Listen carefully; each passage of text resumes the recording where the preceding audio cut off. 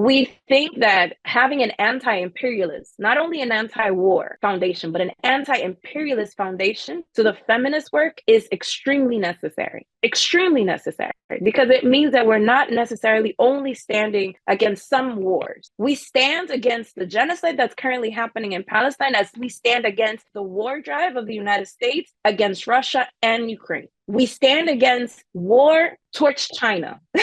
We stand against the blockade on Cuba. We stand against the sanctions on Venezuela because it impacts women, children, families, and the planet.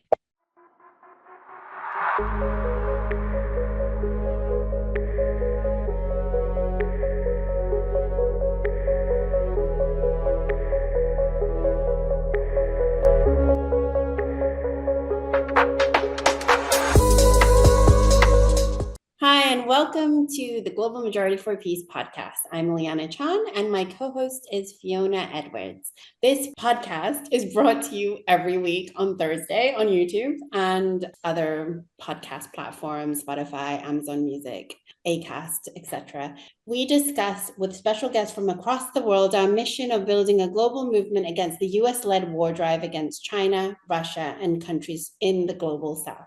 Before we get to our very special guest today, if you like what you hear, please do subscribe to this channel and receive notifications. Support us on Patreon and check out the links. They're down below in the description. Your support is absolutely vital in building this movement. We are so excited that today joining the Global Majority for Peace podcast is Claudia De La Cruz. Claudia is a mother, a popular educator, community organizer, and theologian.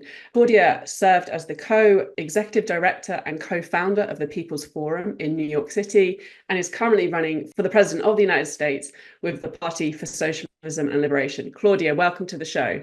Thank you so much for having me. Really excited to be with you. Yeah, welcome to the show. I mean, obviously right now is like a particularly busy time for you. So thank you so much for taking the time. I mean, the US elections are right around the corner and you're running for the president of the United States on a platform that is explicitly socialist and anti-war. So I guess we should ask you, if you were elected as president of the United States, what changes would you make to the US's foreign policy in your first 100 days? I think that's an awesome question. And it's awesome because it's connected to everything. Foreign policy is also very much connected to the policies that are created domestically. For a long time, we've been basically meant to believe that they're so disconnected from each other. But the situation that is currently happening with the genocide in Gaza has revealed so much of its connection that I believe that there is an opportunity to redefine what foreign policy looks like from the current foreign policy, which is based on war, which is based on extraction, which is based on the extermination of entire countries and peoples and economies and infrastructure, to an actual foreign policy that is respectful of sovereignty of nations, that is based on solidarity and collaboration. And that's the foreign policy that we would move towards building. And in order to do that, we would have to shut down the war machine. The United States relies on violence to be able to have hegemony over the world. And so shutting down NATO is definitely necessary. Shutting down AFRICOM, which has made so many of the countries in Africa suffer unnecessarily. Shutting down the Southern Command, which doesn't have any other purpose in this continent but to surveil, launch attacks against countries like Venezuela, countries like Nicaragua and Cuba in so many different ways, and definitely end the relationship with the colonial state of Israel, because that relationship signifies what all the other instruments of death like NATO, AFRICOM, Southern Command mean in the Middle East. That is their purpose, to be able to expand war and defend the interests of US empire. And we're seeing that very clearly. And so those are projects that I think are necessary to be able to, one, shut down the war machine that the US empire necessitates, and also start focusing in the domestic issues that we need to be dealt with here in the US. We have over half of the population that is living in or below poverty line in the United States. We have lack of access to healthcare. More and more clinics are shutting down, hospitals becoming privatized, lack of access to education. I mean, we have so many issues that we need to tend to that I believe shutting down the trillions of dollars that go into war drives and actually investing that into the domestic needs of our people would have such a huge relevance and such a huge impact in our daily lives. So that's definitely part of the plan. Well, I think that's something that we can all get behind, and I'm sure all of our listeners would as well. So what I wanted to ask you now really is exactly how anti-war is the US population, and what is the potential for people-powered movements to rein in the US political establishment, which seems hell-bent on this global war drive. So in terms of polling is very clear in terms of US voters, showing that there's a majority for a permanent ceasefire in Gaza, and there's very strong disapproval of how the Biden administration has handled this issue. However, the polling over, say, the war on Ukraine is more ambiguous, with the US population divided on whether or not the US should be pouring more military aid into Ukraine in NATO's proxy war against Russia. So what is your assessment of US public's consciousness on these issues, and how do you seek to influence that with your campaign? I think it's important to acknowledge that the level of propaganda that people have been exposed to has been here for decades. As long as capitalism has been in development in this country, there has been propaganda to safeguard capitalism. And one of the biggest propagandas have been precisely against China and Russia. And it's important for us to understand that. And so the boogeyman has always been Russia in this country, from USSR moments to now, even though Russia is a capitalist country. The US imperialists fear any other nation that could become as powerful as them. And they see that as a threat, not necessarily as a space to collaborate, right? Because ultimately the US imperialists seek to be in dominance of the rest of the world. And so it's more difficult to break through that propaganda because we have not seen what we have seen happen in Palestine in real time, as people are witnessing on social media. And a lot of the propaganda that was also imposed on us in terms of the Middle East, the Arab community, the Muslim community has been in so many ways dismantled in the last 12 months that people are desperately demanding an end to the genocide that is currently happening. So there is an opening. There is an opening to make the connections that are so necessary and that are real. The reality of US imperialism is that it necessitates war. It needs to be able to launch war against the world because it needs to maintain its hegemony. And war could be looked at in many different ways. There's hybrid war, right? There's lawfare, there's political intervention, there's the establishment of governments. All of these different things are part of war. It doesn't only have to be via genocide, as we are witnessing. And so I think that there's an opening, but there's so much political education that we need to be able to do, because ultimately, there's always been an anti-war sentiment in this country. It's existed. And the cooptation of those movements is also real. And it happens in the political terrain. It happens with the promises of the Democratic Party primarily saying, we're going to stop this war from happening. We're going to end this. We're going to do that. And ultimately, they co-opt the movement of the left, a grassroots movement, to get behind the Democrats during election year. And they continue to do the bombing. In 2008, it was Obama. There was a huge anti-war movement that was coming out of 2003, 2004, the anti-war movement with what was happening in Iraq, what then was happening and unfolding in Afghanistan. And he came in as that element from the Democratic Party that was supposed to give us peace. And he went on to bomb 8 different countries. And not only did he bomb 8 different countries, he also bailed out the banks during a moment where the majority of people in this country were suffering and losing their homes. And so the same thing is happening now. The Democratic Party did not say, we don't want Biden because he is collaborating in genocide. They did not say that. What they said was, we don't want the empire to seem weak facing Trump. Like, we want this to look at least like a fair fight. So we need somebody else to get on this. And so it's all very superficial in the ways in which things are dealt with in this country. There's very, very urgent need to be able to make the connections that are necessary for folks to be able to understand that what's happening in Ukraine, what's happening in that part of the region is not very different from what's happening in the Middle East. Like, the interests are the same. They are there to safeguard US interests. They are there to expand US hegemony. They are there to solidify the control over regions. People need to be able to look into the history of Russia in that region as well, and the development of NATO. And why was NATO developed? I mean, at this point, it's irrelevant to even have such an instrument, right? Even from the capitalist logic. But it continues to be there because the next wars are going precisely to be against Russia and China. Therefore, they need to expand that instrument in that region. And that is an analysis that a lot of people miss because we don't have the history that's necessary to make that assessment.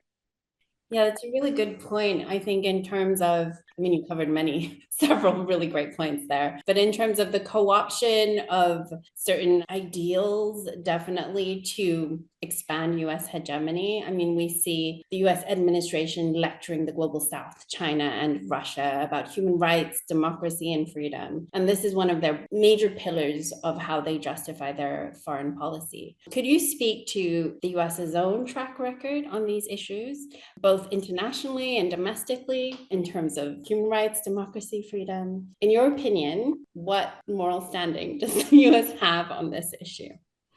I mean, the United States has no moral standing. The United States has no model for anything that even resembles a democracy that centers the people. It has no model for actual freedoms. There are folks who have freedoms in this country, and that's 1% of the population. The 99% does not have freedoms. You know, we have a democracy that tells us that we could go vote every 4 years and choose the person that is going to exploit us for the next 4 years. But it's not a democracy that guarantees housing, education, and access to healthcare. It's not a democracy that guarantees that our children will be able to walk these streets without getting shot by a racist cop. It's not a democracy that guarantees that our children will be able to exist without the threat of being swamped into the mass incarceration system. We are the one country in the world that incarcerates the majority of people. Like, it's insane. And so to speak about democracy in a country where laws are utilized against Black, brown, indigenous, poor white people, which is the majority of people in this country. I mean, today we are fighting for the state of Missouri not to execute a Black man because ultimately,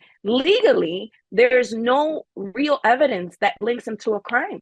And this has been happening multiple times. There was a man that was executed yesterday. And you go in history, the lynchings have taken different methods. It has changed in terms of methods, but people are continuously lynched in this country.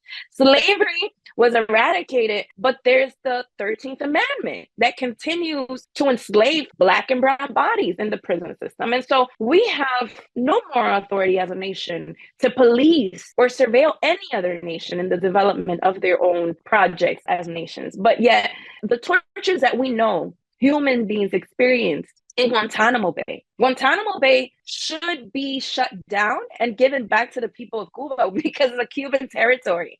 But yet we still have that torture center not far from our country. People talk about 9/11, which commemorations just recently happened. But what happened with 9/11 was years, decades of exterminating people in the Middle East. We're talking about 4.5 million deaths, the destruction of economies, the destruction of infrastructure. And so that is what the United States has done. My family comes from the Dominican Republic. My parents were born, raised there, and were forced to migrate because of the many political and military interventions of the United States in the Dominican Republic in 1965. 80,000 US Marines invaded my country and imposed a level of destruction that did not allow many people to stay in the country. That's why we saw large migrations in the 80s. And so I think it's important for us to understand that the United States and its brutal force laid across this world has done enough damage to force the levels of migration that we're seeing in this country now, because we have Harris and Trump, both Democrats and Republicans, scapegoating migrants and talking about migrants as if people wake up one day and decide to cross the borders just because they're bored. No, it's the level of destruction that the United States has caused. US imperialism has been one of the most essential reasons for the climate catastrophe that we're experiencing today. The US military is one of the biggest polluters on earth. And so the levels of crimes against humanity and the planet, I think, are immeasurable. I mean, we can't put that in a piece of paper. We would need years to be able to even create papers to put into all the atrocities that the US empire has caused across the world. 100%. And it really feels at the level of the political classes, the mainstream political classes, that things are moving in the wrong direction. I mean, internationally, we have this rise of the far right and fascist forces, particularly in the global north. And in the US, these forces are explicitly coalescing around Trump and the Republican Party. And you also have, the US administration supporting and bolstering far right regimes across the world. So I wanted to get your take on how threatening this rise of the far right is in the United States and internationally. And to ask quite a bold question, really, which is the US heading towards fascism? That's a great question. And the Democrats want to use that as fear mongering to force people into voting for them. And what I always answer to people when they're talking about fascism in the United States is that fascism is inherent to the capitalist system in which we exist in. If you think about the ways in which the KKK, the Ku Klux Klan, worked so entrenched with all the police departments across this country, the way that it inserted itself in the criminal justice system, the way that it still persecutes Black and brown, poor white people, those are levels of fascist regime.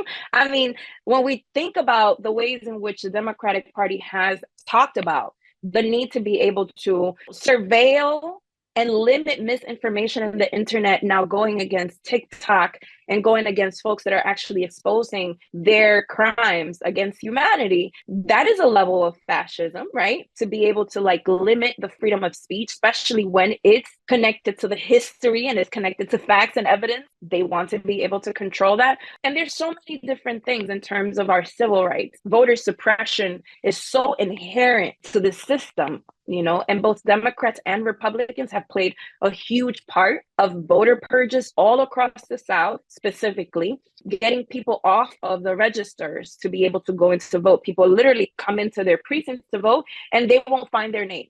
And so these are things that are happening, and not in an isolated way. They're happening systematically, and they've been happening for decades. People are very concerned about Project 2025, and they seem to forget that Ronald Reagan, starting with him, there was a shift to neoliberal politics that are very much on the fascist side. And the Democrats and the Republicans have both played a real part in advancing these politics. I mean, when you have Harris show her proposal around taxing the wealthy, it's basically recycling the policies of Ronald Reagan. And so there's no difference between Democrats and Republicans when it comes to fascist characteristics. Is Donald Trump a problem? Yes. He is a real problem. He is a real problem. But both Democrats and Republicans, both Harris and Trump, are a threat to any type of development of real democracy in this country. And like all the other far right, like all the other neo-fascists across the world, Bolsonaro, Modi, all of them, they are a product of the failures of capitalism. They didn't just come up out of nowhere. They are the epitome of what capitalism produces. And they are part of the failure of capitalism because capitalism fails to serve the people. And so people are moved in large groups into fascist instruments, populist instruments that won't do anything for them because somehow this neoliberal democracy failed them. And so I think, we need to intervene very clearly that if we want to fight the far right, we need to organize our people, and we need to build instruments that are counteracting the capitalist logic and the capitalist ways of production and management. We cannot continue to think that we're going to fight the far right with the center or with the other side of the coin. We have to build our own instruments. And that's what we're trying to do here with the Party for Socialism and Liberation, building an instrument that is by the people, for the people, and that it's about advancing our interests and our class struggles. And it resonates with the people because ultimately none of these two ruling parties speak to the interests of working class people. And that's why they consistently keep us out of the mainstream media, keep us out of the debates. Because if we start talking about how since 2009, the minimum wage of $7.25 has not been raised in this country, yet we have $1 trillion to be invested in the military budget, people will listen. People will listen, and they don't want that. They want to maintain it in a very superficial way. They want to maintain the conversations in ways that are relevant to the military-industrial complex, that are relevant to the NATO partners, that are relevant to contractors, to Wall Street, but not the people. And so I think in general, this rise of the far right across the globe has very much to do with the fact that the neoliberal project has failed. And that these people that are rising up as strong men, because that's what they are, that's what they want to seem to be, are being taken as a way out, but they really aren't. And so we need to build a real alternative. Thank you for that. I mean, yes, there is some difference between Trump and Harris, perhaps not as much as most people would like to say. Certainly, Harris is fashioning herself as a feminist in this election campaign. She is, for example, making her support for abortion rights central to her campaign, even though obviously the Biden and Harris administration has failed to stop an historic attack on Roe versus Wade from taking place under their watch. The contrast with you is that you're actually standing on an all-women ticket with your vice presidential candidate, Karina Garcia. So what would a genuinely feminist US administration look like? And how important is the opposition to war within that framework? It's very important. I think it's important to mention that, yeah, it very well could be that Harris is a feminist, but she's a certain type of feminist. You know, not all feminisms are cut the same, from the same cloth.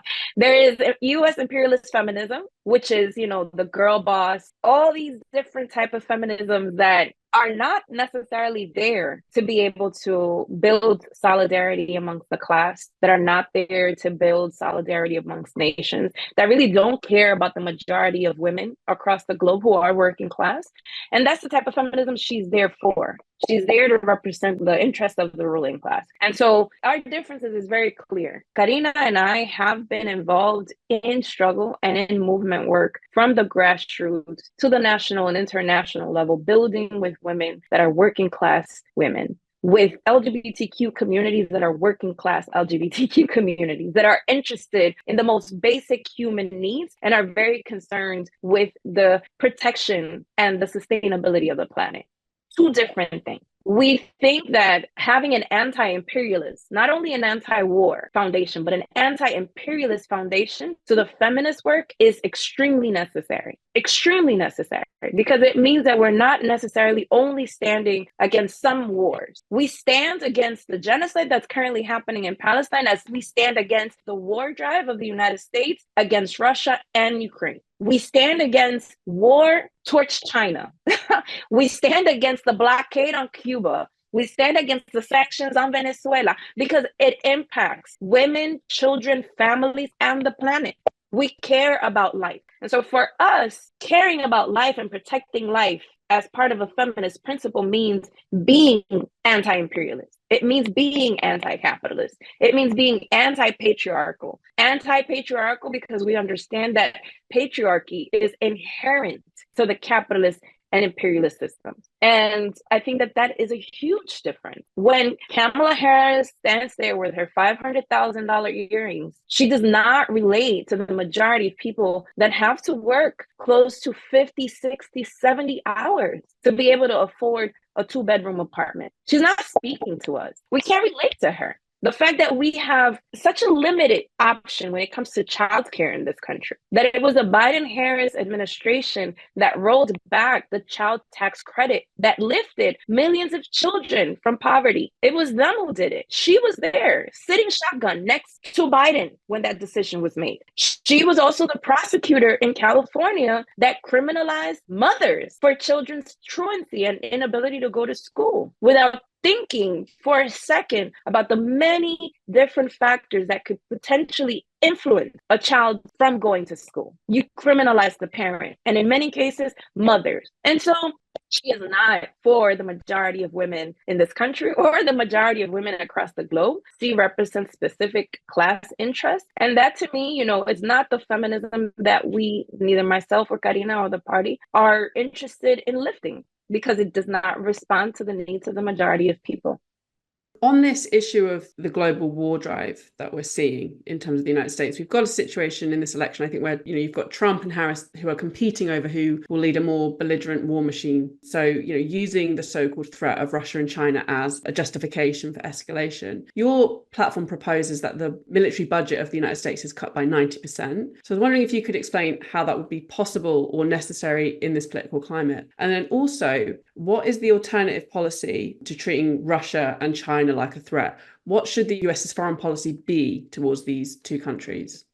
That's a great question. Cutting the military budget by 90% would mean a lot, because when people are asking, how would we get free education? How would we get, affordable housing? How will we have money to invest in infrastructure? How will we have money to invest in public hospitals? Like, all of this money is going into the war machine. We have a budget of over $1 trillion. Like, if we really were to probably go deeper into it, is over $1 trillion. And we're talking about, again, all these different instruments of war with NATO, with Africa, with the Southern Command, military bases that we don't know about, that are not necessarily things that they share with us. And we have 800 that we know, 800 military bases all across the globe. What is the purpose of that?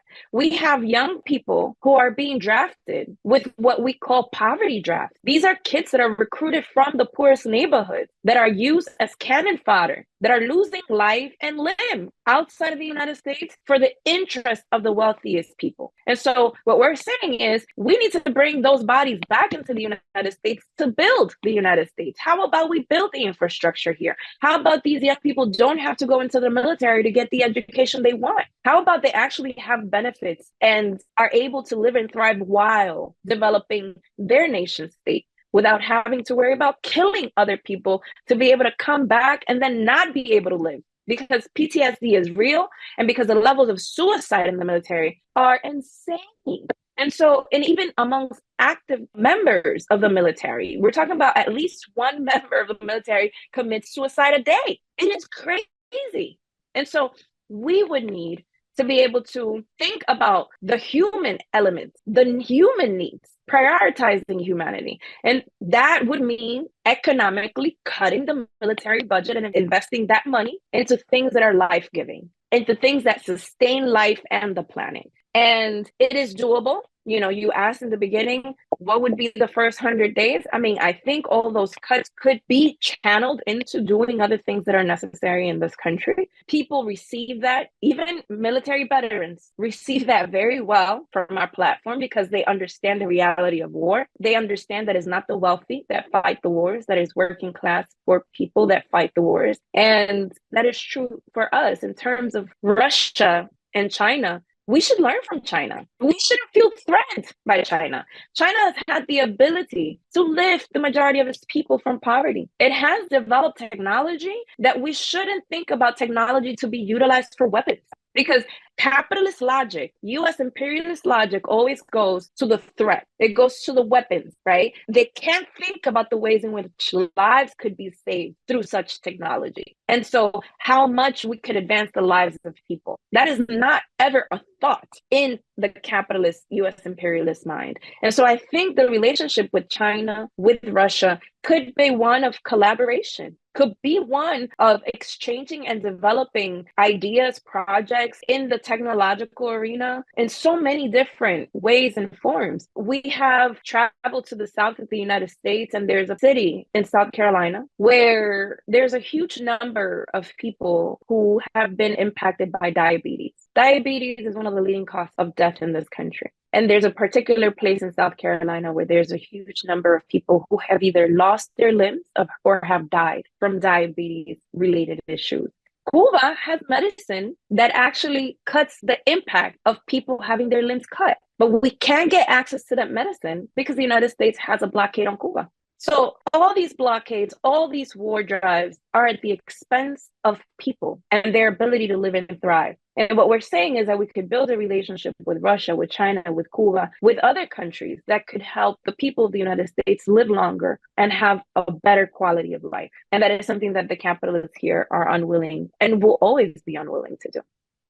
Another thing you mentioned earlier was that the US military is, I'm just going to paraphrase, I understood it as like one of the most polluting forces in the world, like responsible for a lot of climate change, or a lot of, a vast majority perhaps of the climate change that we're facing. I mean, climate change is obviously an existential crisis for humanity. Can you expand a little bit more on what US's role is in terms of the climate change, in terms of the military, etc., and also how you would change that, like how it can be changed? There's so many examples of it. I mean, Gaza is a huge example. These are US-made bombs that are being used to slaughter kids and also destroy infrastructure and also pollute water, air, and all sorts of life-giving infrastructure. And the levels, the tons of ammunition utilized obviously have an impact on air quality, have an impact in water that is usable, things that we will probably not know the impact of for decades. They did it in Iraq. They've done it all across the world. And I think it's important to take note of that. All these wars have an impact in the climate, in the environment, in the water we eat, in the way in which planting trees or just stripping away the possibility of plants that grew in a place to not grow ever again. This is the impact of war. We're talking about long-term impacts, and very significantly, the United States has been the driving force for decades. I talked about the Dominican Republic. In the Dominican Republic, we're talking about its intervention being in the beginning of the 1900s. 1898, Puerto Rico in the Caribbean continues to be a colony of the United States. The United States took over Vieques, which is a small island that belongs to Puerto Rico, and conducted military testing in that island for decades. And although the Marine has left, I think that it probably was 20 years ago at this point, the people who live there have the highest rates of cancer. Those beaches are unusable. People can't go into think about that at a global scale. Think about the ways in which that has impact here in the United States as well, in terms of fracking, the levels of destruction that causes, and the intervening in sacred lands of indigenous people as well. The wiping out of sacred, long-standing environmental beauty to be able to build resorts all across different islands like Hawaii. This is what the United States has done at the expense of the planet. And so we think that it's important for us to be able to build a democratic economic plan that averts the destruction of the planet by this profit-hungry corporations while creating, millions of good-paying jobs that do not rely on the destruction of the planet. It is possible. We have the technology. It's not that we don't have it. We can transition to renewable energy. We can do that, And when you have someone like Harris talk about, well, we can keep fracking and build all these energy jobs, that is bullcrap. That it's impossible to continue to deplete the planet while using energy in other ways. It's totally the agro business that has no harmony with the way in which farmers would work the land. And so we need to go back to ways of working with the land that are nurturing, because it's urgent at this point. So, turning over the vast land holdings and technological resources of agribusiness to farmers, it's possible. That is so possible. There's so many people who have lost their land and who actually are now unable to do what they love, because you have to love the land to work it. And so many people have been displaced by agribusiness. That is possible. Massively expanding public transportation, which is necessary. Why should a household that has 2 people have 4 cars? We can have public transportation. We can give people an alternative so that we don't pollute the planet. And that needs to be done massively. It cannot be something that we could just leave to 1 or 2 or 3, 4 people, even 100 people to do on their own. We have to create a massive plan and implement a massive plan to be able to move towards the sustainability of the planet, because it's urgent. Carry out infrastructure projects to make society more resilient to the changing climate. I mean, the South, as I mentioned earlier, they're workers who cannot work outside because of the level of heat that is happening now, which was not the heat that was happening a year ago, 2 years ago. So how do we create infrastructure that prepares our people to survive the climate change? It's necessary and it's possible, but we have a system that doesn't prioritize people and doesn't prioritize infrastructure and the development of technology to allow our people on the planet to live. And so there are many ways in which we can do it. One of the things that we're talking about is seizing the top 100 corporations. The deregulation of these corporations is also a driving cause for climate catastrophe. Their dumping of waste, not necessarily only in the United States, but across the globe. They have dumping sites, and that is huge. And so if we are able to seize companies like ExxonMobil, for example, that would create a huge change, a huge transformation, because we're talking about not only democratizing that and making it a public utility, we're also talking about how do we use these corporations in ways that go in harmony with the protection of the planet, which is not what capitalists are doing. Absolutely. And I think the link as well to the thing you mentioned in the previous question, which is global collaboration. I mean, when you look at what China's been doing in terms of the investment in renewables and everything, like that would be like a perfect example of where the US and China could collaborate. But instead, we've got all these sanctions on electric vehicles, on solar panels, et cetera, et cetera. I mean, this is just like a huge attack on the ability of the US to actually fight climate change, isn't it? I mean, it's crazy. No, and the paternalistic aspect of it too, right? Because they hold these international convenings where the United States basically is the one leading the charge and talking about how the global South should act, but they don't talk about the ways in which the United States is responsible for this climate catastrophe and the ways that they will hold back in ways that are safer for the planet. And so it's very hypocritical and immoral in so many ways. 100%. The final question we wanted to ask you, Claudia, is as a socialist candidate running for US president, do you have any recommendations for our listeners on what people should be reading, watching, or listening to get a better understanding of the socialist perspective that you're putting forward and its relevance to us in the global north?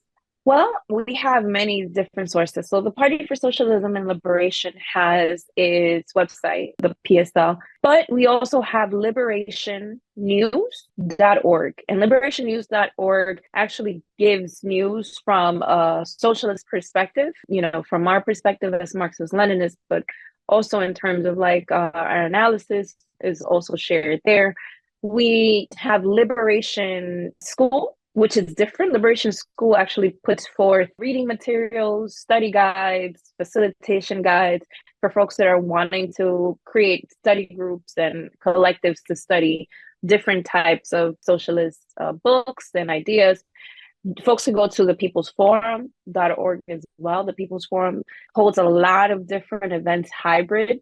We are actually going to launch a study on China soon. So folks who are interested in gaining more of a perspective on the Chinese Revolution and its process since the revolution till now should log on. I think it's a 6-week course. And there's a lot of different, if folks go to the People's Forum YouTube, they'll find lectures, they'll find book readings, they'll find a lot. We have also an education platform that is connected to the website. Folks could listen to the Socialist program, which is part of Breakthrough News, which is also on YouTube. Breakthrough News brings a lot of different struggles to the forefront in their media. The Socialist program is an analysis program that is conducted by Brian Becker, who's one of the leaders and founders of the party. And also go to votesocialist2024.com and we have statements there. You can follow us on Instagram. We try to do this intervention in this electoral year as a mass education campaign. So we also have a lot of different educational materials that are either on videos or graphics on what's currently happening, and folks to stay tuned. If you're scribbling down at the moment, Claudia's just been recommending, don't worry, you can look at the show notes below where we'll have the links to the People's Forum and Liberation News. So yeah, you can put your pens down now. Thank you so much for coming on the show, Claudia. It's been really great to have you with us. And best of luck with your election campaign before the actual election take place. Thank you so much for having me. Yeah, thank you so much for coming on. It was absolutely a lovely pleasure. And you give me hope. There's hope. There's hope. There's hope at the end of the tunnel. We just have to organize it. Anywhere there's a need, there's an opportunity. And we really do have a need to stop this global war drive right now. So if you've enjoyed this episode, please do like and subscribe and leave a comment, and definitely check out Claudia's campaign. And yeah, thanks again. See you next time. Thank you. Bye.